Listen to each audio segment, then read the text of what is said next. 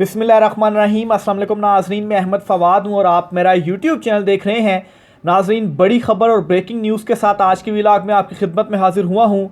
और बड़ी breaking news ये है कि चीफ़ जस्टिस काजी फ़ायज़ ईसा पर अदम एतमाद कर दिया गया है। ना सिर्फ अदम एतमाद बल्कि चीफ़ जस्टिस काजी फ़ायज़ ईसा साहब को फ़िक्स्ड चीफ़ जस्टिस करार देते हुए प्रपोज़ल वाला जो मामला है वो भी नया कट्टा खोल दिया गया है। अहम तरीन और एक्सक्लूसिव डिटेल्स हैं चीफ जस्टिस काजी फ़ायज़ ईसा साहब के हवाले से, ये आपके साथ मैंने शेयर करनी है। दूसरे नंबर पर नाज़रीन, इमरान खान साहब ने जो डील से इनकार किया, इस डील के इनकार के बाद इमरान खान साहब के जो मुकदमात हैं वो कहाँ पर पहुँचे हैं। ख़ास तौर पर इद्दत में निकाह वाला जो केस है, इसमें बड़ी डेवलपमेंट सामने आई है। मुकदमे का जो रुख है सारे का सारा वो तब्दील हुआ है। बल्कि कुछ नाजरीन कमेंट बॉक्स में पूछ भी रहे थे इमरान खान साहब के मुकदमों के हवाले से, तो आज एक ही मुकदमा था, इस पर भी कुछ एक्सक्लूसिव डिटेल्स आपके साथ मैंने शेयर करनी है। और इसी तरीके से नाजरीन, आर्मी में एक अहम तरीन जो तब्दीली है वो हुई है और ज़राए से इस वक्त कुछ जो इतलात हैं वो सामने आ रही हैं। एक बड़े जो कोर कमांडर हैं उनकी जानिब से कबल वक्त रिटायरमेंट लेने का मामला क्या है। और कोर कमांडर की जो पोजीशन होती है वो कोई मामूली पोजीशन नहीं होती, इस पर भी कुछ तफसीलात हैं, वो भी आज की व्लॉग में आपके साथ में शेयर करूंगा। शहबाज शरीफ का बिस्तरा भी गोल, इस पर भी कुछ तफसीलात हैं। पीपल्स पार्टी और नून लीग के दरमियान इस वक्त क्या चल रहा है उससे भी जुड़ी कुछ चीज़ें आपके साथ मैंने शेयर करनी हैं। सबसे पहले तो नाज़रीन, आपको जो बड़ी खबर है और ब्रेकिंग न्यूज़ है वो मैं देता चलूँ इमरान खान साहब के इद्दत में निकाह के केस के हवाले से। तो आज का जो इमरान खान साहब का ये केस हुआ है, जो प्रोसीडिंग हुई है उसकी डिटेल में मैं नहीं जाऊंगा। वन लाइनर और खुलासा जो मेन पॉइंट हैं वो आपके सामने में रखूंगा और उससे आप जो आज की पूरी कार्रवाई है वो समझ पाएंगे और इसका आगे फ्यूचर क्या होने जा रहा है, इस केस का कितनी मज़ीद समातें होंगी वो भी आपको समझ आ जाएगी। सबसे पहले तो बताता चलूँ जी कि आज इस केस में कोई पेशरफ्त नहीं हो सकी और 24 अप्रैल तक ये जो केस है वो मुलतवी हुआ है। अब पेशरफ्त क्यों नहीं हो सकी और क्या तल्ख कलामी सलमान अकरम राजा जज और जो खबर मानिका के वकील हैं रिजवान अब्बासी, उनके दरमियान क्या मामला हुआ, क्यों गुस्से में आए, वो भी आपके साथ जो है वो मैं शेयर करूंगा। पहले तो आपको बताता चलूँगी कि राजा रिजवान अब्बासी जो हैं वो दो लगातार समातों पर नहीं आए थे अदालत में, लगातार दो समातों पर, और अदालत ने लास्ट समात में ये कहा था उनकी गैर हाजिरी की वजह से कि अगर वो आज भी समात में नहीं आएंगे तो हम जो सज़ा या फ़ैसला मोतली से के मुतलिक जो फ़ैसला है वो फिर हम सुना देंगे। और आज ये हुआ कि 2 मरतबा केस कॉल हुआ, यानी कि आज भी पहले रिजवान अब्बासी नहीं आए और 2 मरतबा केस कॉल हुआ और बाद में लेट ताख़ीर के साथ रिजवान अब्बासी जो थे खबर मानका के वकील वो अदालत में आए और आज उन्होंने तकरीबन 1.5 घंटे पर मुश्तमिल अपने दलाइल दिए। और दलाइल देने के बाद 1.5 घंटे उन्होंने ये कहा जी कि इस केस में वो मज़ीद 4 से 5 घंटे उन्हें दलाइल देने में लगेंगे, इसलिए आप केस की जो समात है वो मई के पहले हफ्ते में कर दें, क्योंकि अप्रैल का जो पूरा महीना है वो मसरूफ़ रहेंगे, सुप्रीम कोर्ट और इधर उधर उनके मुकदमात हैं, तो मई के पहले हफ्ते में आप ये केस रख लें। और मैं मज़ीद इसके ऊपर 4-5 घंटे लूँगा। 4-5 घंटे का मतलब ये है कि 2-3 मज़ीद जो समातें हैं वो मैं लूँगा, तब अपने जो आर्गूमेंट्स हैं वो मैं ख़त्म करूँगा। अब नाजरीन, एक बात मैं अडयाला जेल से रिलेटेड आपको यहाँ पर बताता चलूँ, चूँकि अभी सेशन कोर्ट में ये केस चल रहा है। तो अडयाला जेल में जब ये केस चल रहा था तो जो है वो 12-12 घंटे समातें होती थी। और इसी तरीके से जब जज साहब अडयाला जेल जाते थे केस की समात करने के लिए, क्योंकि स्पेशल उन्हें अडयाला जेल जाना पड़ता था, तो पीछे सेशन कोर्ट में या वहाँ पर जो उनकी अदालत बनी हुई थी, तो उस दिन सारे मुकदमात मुलतवी कर दिए जाते थे, दीगर जो लोगों के मुकदमात होते थे। और फिर इस तरह से ये जो केस था इद्दत में निकाह वाला, ये डेली बेसिस पर चला। कोई 4-5 दिन तो आखिरी जो थे वो बिल्कुल रोज़ाना की बुनियाद पर और रात रात तक चलता रहा। यानी कि उस वक्त जज साहब ने और कोई केस ही नहीं सुना और सिर्फ इमरान खान साहब को इस केस में जो सज़ा सुनाई गई और इस केस को सुनने के लिए एक स्पेशल जो जज था वो वहाँ पर रहे और स्पेशली इमरान खान साहब का केस सुनते रहे। और सलमान अकरम राजा साहब ये भी कहते हैं कि 12-12 घंटे हम वहाँ पर खड़े होते थे, तो तब तो रिजवान अब्बासी की कोई मसरूफियत नहीं थी, और अब रिजवान अब्बासी की जानिब से इस केस में डिलेइंग टैक्टिक्स अपनाई जा रही हैं। और इसी मामले को लेकर सलमान अकरम राजा गुस्से में आए, उनकी तल्ख कलामी भी हुई, और फिर एक और चीज़ आप देखें, एक बड़ी अनहोनी भी हुई, और आप ये कहें कि मैं तो इसको एक किस्म की बदमाशी कहूँगा, वो इस तरह से कि रिजवान अब्बासी साहब जो वकील थे खबर मानिका के, उन्होंने केस की प्रोसीडिंग ख़त्म होने का भी इंतज़ार नहीं किया। अगली तारीख जज साहब ने दी भी नहीं थी अभी कि वो अदालत से चले गए और वापस ही नहीं आए कि भाई ठीक है, मैंने तो अपना मौक़िफ़ अपना लिया जी कि मैं तो जो दलाइल हैं वो 4-5 घंटे लगेंगे, और आज नहीं, वो अब मई के पहले हफ्ते में करें तब दलाइल दूंगा। तो इस पर भी सलमान अकरम राजा ने काफ़ी बरहम भी हुए, गुस्से में भी यार, उन्होंने कहा कि ये क्या तरीका है, तारीख़ में कभी इस तरीके से नहीं हुआ कि वो इस तरह से वकील चला गया। और फिर उसके बाद क्या हुआ जी कि जज साहब ने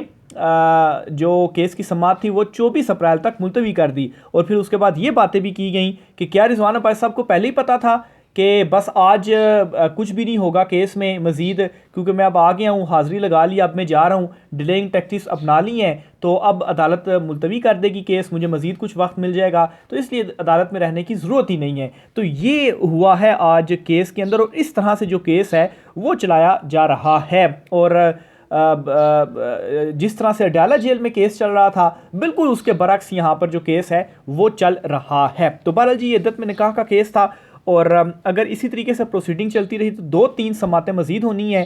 खैर, आपको लास्ट व्लॉग में मैंने बताया था अप्रैल के आखिर या मई के आगाज़ में इमरान खान साहब की रिहाई के हवाले से जो बाखबर हल्के हैं वो बता रहे हैं। तो 2-3 समातें अगर इस तरह हफ्ते हफ्ते भी की भी पड़ी तो मई के जो शुरू का हफ्ता है तब तक ये जो केस है डिले भी अगर करें तो हो सकता है उसके बाद फ़ैसला इस केस का आएगा ही आएगा। बहरहाल जी, इमरान खान साहब ने डील से इनकार कर दिया है, मुसलसल वो डील से इनकार कर रहे हैं।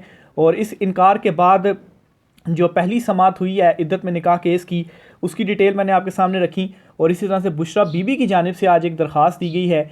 एक तो उन्होंने कहा है जी कि जो उन्हें मुबैना तौर पर जहर दिया गया, इस्लामाबाद हाई कोर्ट में उन्होंने दरख्वास्त दी है, उस पर शौकत खानम के जो डॉक्टर हैं वो उनका टेस्ट लें और जो रिपोर्ट्स हैं वो पेश की जाएँ।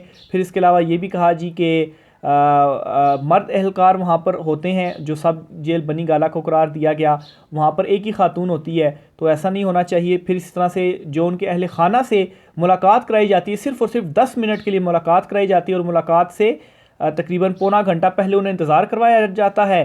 फिर 10 मिनट मुलाकात होती है, और उस मुलाकात में भी 4 अहलकार साथ मौजूद होते हैं, जैसे कि पता नहीं वो क्या कर देंगी। तो ये उन्होंने तमाम शिकायत की हैं, इस्लामाबाद हाई कोर्ट में दरख्वास्त दायर की है।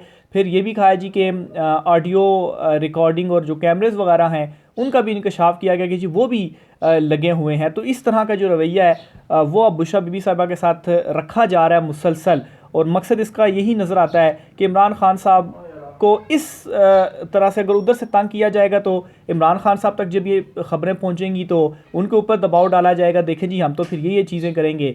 लेकिन खैर, इमरान खान साहब अभी तक डटे हुए हैं। तो बहरहाल जी, बुशरा बीबी के की जानिब से ये दरख्वास्त सामने आई है, और जहर वाले मामले के ऊपर भी उन्होंने कहा है जी कि मुआयने की उन्होंने दरख्वास्त दी है, और शौकत खानम से जो मुआयना है वो किया जाए। इसके साथ ही नेक्स्ट जो बड़ी ख़बर है वो भी आपके साथ में शेयर करता हूँ जी। और ये ख़बर है basically core commander Mangla lieutenant general Aimen Bilal Safdar, इन्होंने कबल अस वक्त रिटायरमेंट ले ली है। और नादिर बलोच साहब हैं जी, जर्नलिस्ट हैं, हम न्यूज़ से इनका ताल्लुक़ है, इन्होंने ये ट्वीट की है और ज़राए से इन्होंने ये जो इतला है वो दी है। हालांकि इसके बाद एक ISPR की जानिब से एक छोटी स्टेटमेंट भी आई है कि जब तक ISPR कोई इस तरह की न्यूज़ ना दे तो बाकायदा जो दीगर न्यूज़ हैं उनको एंटरटेन ना किया जाए।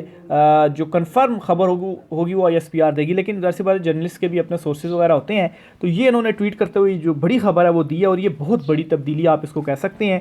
और इन्होंने लिखा है जी कि वफाकी काबीना ने कबल अस वक्त रिटायरमेंट की दरख्वास्त मंजूर कर ली है।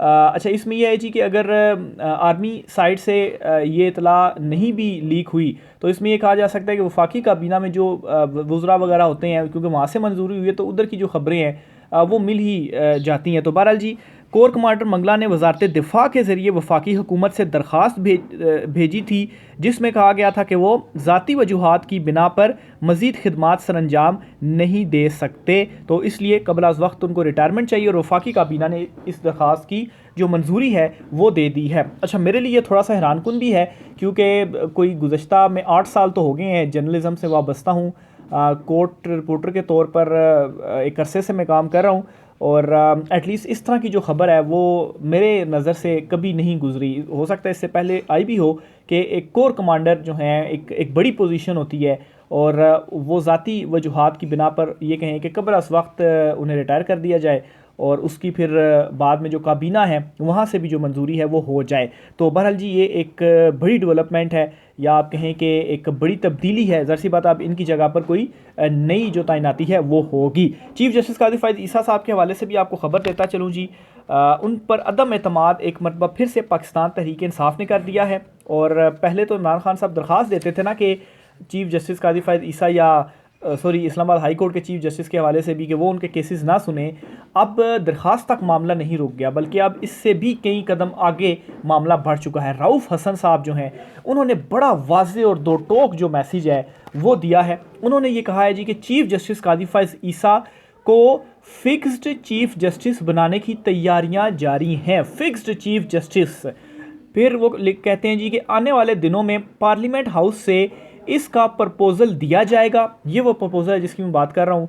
उन्होंने ये ख़बर दे दी है, ये बता दिया है कि प्रपोज़ल दिया जाएगा पार्लियामेंट में, और वहाँ पर इनकी एक्सटेंशन के हवाले से कि इनकी मज़ीद अब जो चीफ़ जस्टिस हैं वो 3 साल के लिए रह सकता है, तो मज़ीद 2 साल की इनको जो एक्सटेंशन है वो दे दी जाए, और ये प्रपोज़ल पार्लियामेंट हाउस में दिया जाएगा। इस प्रपोज़ल को पूरी ताकत से रोकने की हम कोशिश करेंगे, लेकिन पाकिस्तान तहरीक इंसाफ के पास इस वक्त अक्सरियत तो नहीं है इस चुनतखी पार्लियामेंट में। 2/3 अक्सरियत तो शहबाज इत्तेहादियों के पास है, तो अगर वो ये पास कराना चाहें तो ये करवा सकते हैं। बहरहाल जी, चीफ जस्टिस इतला के मुताबिक चीफ जस्टिस कादी फ़ायज़ ईसा की मुद्दत मुलाजमत बढ़ाई जा रही है।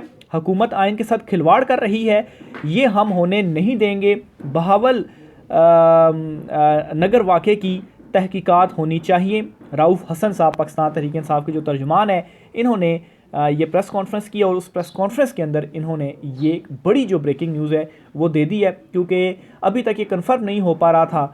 सोर्सेज के थ्रू बहुत सारी बातें भी चल रही थी, कहा भी जा रहा था कि मुद्दत मुलाजमत बढ़ाई जाएगी चीफ जस्टिस कादी फ़ायज़ ईसा साहब की, लेकिन अब रऊफ़ हसन साहब का ये कहना, और यहाँ तक कहना कि प्रपोज़ल पार्लियामेंट में दिया जाएगा, इसका मतलब है कि प्रपोज़ल या कानूनी तौर पर जो अमेंडमेंट के हवाले से चीज़ें चल रही थी वज़ारत कानून में, वो फिर तैयार हो गई हैं, तभी जाकर प्रपोज़ल दिया जाएगा। और पार्लियामेंट का आज सेशन हुआ है, और मुश्तरका जो सेशन है वो 18 तारीख को यानी कि परसों होगा। तो हो सकता है कि वहाँ पर ये जो प्रपोज़ल है ना दे दिया जाए, या फिर इस तरह से हो सकता है कि 1-2 महीने, क्योंकि अभी कादी फ़ायज़ ईसा चीफ जस्टिस की जो रिटायरमेंट है उसमें अभी कुछ महीने मौजूद हैं, 5-6 महीने, तो हो सकता है कि आखिरी महीने के अंदर जो तोसी है वो दे दी जाए। लेकिन रऊफ़ हसन साहब की जानिब से ये आज क्लियर कर दिया गया है चीफ जस्टिस कादी फ़ायज़ ईसा साहब के हवाले से, और ख़ास साथ ही साथ में उन पर उन्होंने ये भी कह दिया कि फ़िक्स्ड चीफ जस्टिस उनको कहा है। फ़िक्स्ड चीफ जस्टिस का मतलब फिर यही हुआ